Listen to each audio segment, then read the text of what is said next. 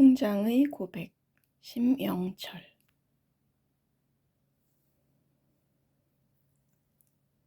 절약을 이기는 투자 전략은 없다.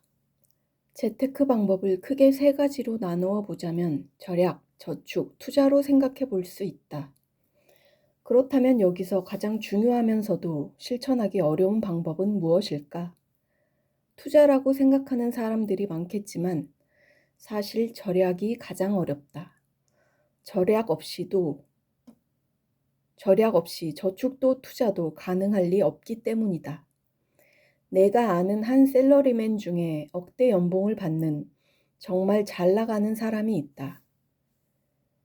그의 아내 역시 억대 연봉자이기에 이들 부부는 경제적으로 주위의 많은 부러움을 샀다. 하지만 이들은 수입에 비해 여전히 이렇다 할 자산을 모으지 못했다. 많이 벌지만 그만큼 많이 쓰기 때문이다. 반면에 또 한 명의 지인은 앞의 셀러리맨보다 수입이 적지만 비교적 고액 연봉을 받고 있는 직장인으로 그는 지독한 짠돌이로 유명하다. 그는 결혼하기 전에는 매월 20만 원으로 생활할 정도로 검소함이 몸에 밴 절약가였다. 서울에 직장을 두고 있는 그는 지방 출신이라 자취를 했음에도 불구하고 나름의 절약 수칙을 실천하면서 20만 원이라는 적은 생활비로 살았다. 그는 먼저 점심을 절대로 사 먹지 않았고 늘 도시락을 싸가지고 다녔다. 그리고 최소한의 필요한 물건만 구입을 했고 쌀이나 여러 밑반찬은 고향집에서 조달해서 해결했다.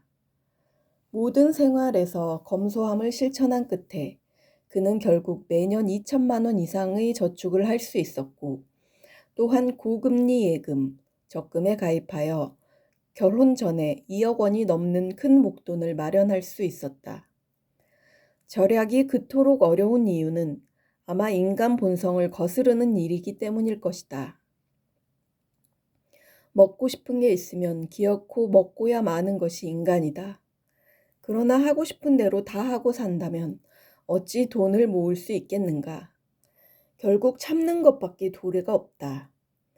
자신의 자금 계획을 위해 입고 싶은 것, 먹고 싶은 것, 사고 싶은 것 등을 참을 수 있어야 한다. 물론 참는 것이 어렵겠지만 그래도 절약을 위한 묘수는 있기 마련이다. 평소 절약을 위해 다음과 같은 방법을 실천해 볼 것을 권한다. 재테크의 시작은 가계부 쓰기부터. 무엇보다 가계부 쓰기부터 시작하라. 가계부도 쓰지 않으면서 재테크를 계획한다거나 살림살이를 한다는 것은 어불성설이다. 그러나 여전히 많은 가정에서 가계부를 쓰지 않고 있다. 귀찮아서일 수도 있고 가계부를 쓰나 안 쓰나 가계 형편이 빤하고 달라질 것이 없다고 생각하기 때문일 것이다. 하지만 실제로 가계부를 써보는 것만으로도 분명히 절약 효과가 있다. 종이 가계부를 직접 작성하는 것이 번거롭다면 인터넷 가계부도 권할 만하다. 요즘에는 인터넷에서 가계부 프로그램을 무료로 다운로드 받을 수도 있는데 가계부를 처음 써보는 사람들에게 가계부 쓰는 재미를 느끼게 해주는 특색 있는 프로그램들이 많다. 지름 막는 데는 체크카드만한 게 없다. 신용카드의 가장 큰 특징은 일종의 외상거래라는 점이다. 외상이면 소도 잡아먹는다는 옛말에서도 알 수 있듯이 외상은 과소비, 충동구매를 자극하는 경향이 강하다. 따라서 신용카드 사용을 줄이고 대신에 체크카드를 사용할 것을 권한다. 기본적으로 체크카드는 현금 거래이므로 본인의 경제 수준에 맞는 규모 있는 소비 활동을 하는데 도움이 된다.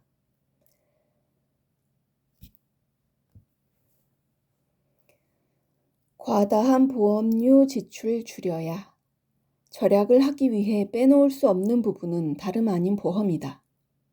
보험이야말로 가계의 최대 복병이며 절약과 재테크의 걸림돌이 될 수 있다. 실제로 우리나라 가계 지출의 15%는 보험에서 발생하고 있다. 나의 경험으로 판단하건대 적정 보험료의 지출은 월 수입의 5%면 충분하다. 다시 말해 10% 정도의 보험료가 과다 지출되고 있는 것이다. 특히 우리나라 가정의 경우 자녀들의 학원비 등 교육비 지출이 많아 형편이 그다지 여유롭지 못하기 때문에 이런저런 보험을 가입해 보험료를 과다하게 지출하는 것은 결코 현명한 방법이 아니다. 따라서 소득 대비 보험료가 과다 지출되고 있다고 판단된다면 보험 재설계를 통해 적절하게 정리해야 할 것이다.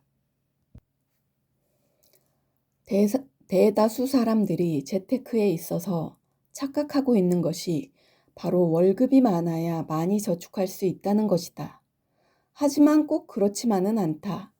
앞서 예에서도 언급한 바 있지만 실제로 연봉이 억대 이상인 사람들의 경우 큰 돈을 버는 만큼 씀씀이도 크고 해퍼서 의외로 많은 돈을 저축하지 못하는 경우가 더 많다. 오히려 수입이 많지 않은 사람들이 적게 버는 대로 더 아끼고 저축해서 종잣돈을 빨리 모으고 그 돈을 잘 굴려서 자산을 불려나가는 경우가 많다. 독자 여러분은 월 수입의 몇 %나 저축을 하고 있는가?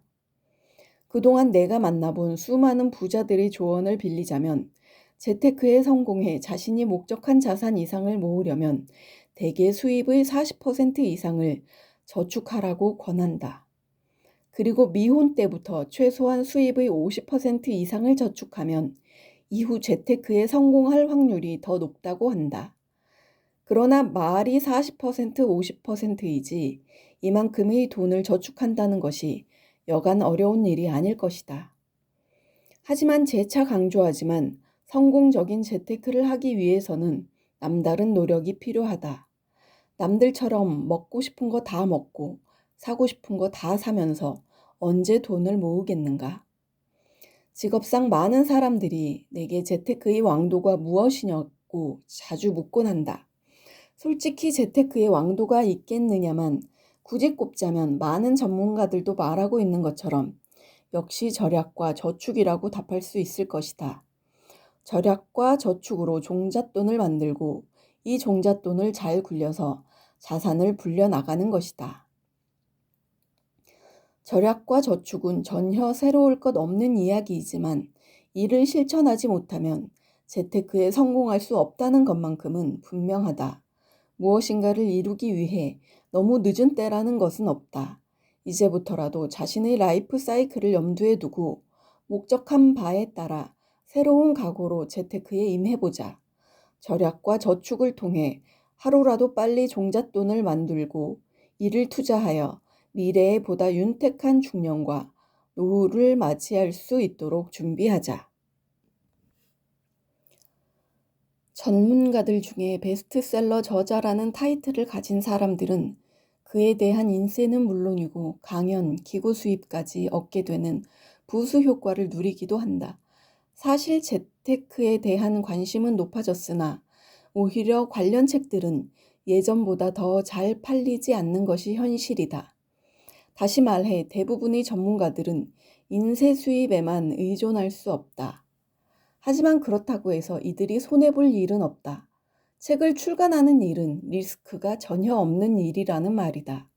물론 한 권의 책을 쓰기 위해서는 수많은 책을 읽고 자료를 수집하는 등 각고의 노력과 시간을 투자해야 하는 일이라는 것은 두말할 필요도 없지만 말이다. 실례로 주식 전문가로 유명한 어느 전문가의 경우 주식 투자로 많은 돈을 잃었지만 그 잃은 돈을 만회한 것은 다름 아닌 인세와 강연료였다고 한다. 한편 제야의 고수로 유명한 어느 전문가의 경우 진짜 주식 투자로 큰 부자가 되었는지는 알 길이 없다. 이들 전문가들이 상장 기업의 주요 주주로 이름을 올리거나 자신의 계좌나 재산 목록을 공개하지 않는 이상 실제 부자인지 아닌지는 알 수가 없다. 여기서 말하고자 하는 바는 재테크 전문가들을 맹신하지 말라는 것이다. 금융 분야나 재테크에 관심을 열어두고 많은 정보들과 강연 등도 접해보고 이에 대해 분석하는 태도를 기르고 지속적으로 훈련하면 재테크에 성공할 확률은 높다고 본다.